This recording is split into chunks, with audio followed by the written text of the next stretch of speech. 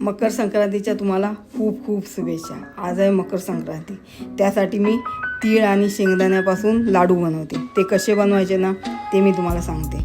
त्यासाठी मी 1 वाटी तीळ घेतलेत आणि ते मस्तपैकी भाजून थंड करून घेतले आणि मग ते मिक्सरला बारीक करून घेतले। 1 वाटी तिळासाठी 1 वाटी शेंगदाणे घेतलेत मी, तेही भाजून त्याची साल काढून घेतली आणि तेही मिक्सरला बारीक करून घेतले। आणि नंतर काय करायचं, ह्याच्यात अर्धा चमचा वेलची पूड टाकायची आणि 2 वाटी बारीक किसून गूळ घालायचा।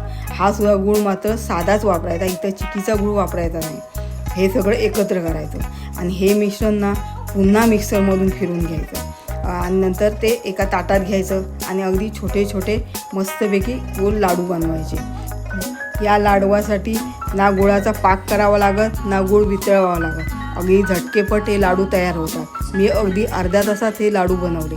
तुम्ही नक्की बनवा आणि कसे वाटले ते मला कमेंटमध्ये नक्की सांगा। आवडलं तर लाईक, शेअर, सबस्क्राईब करा।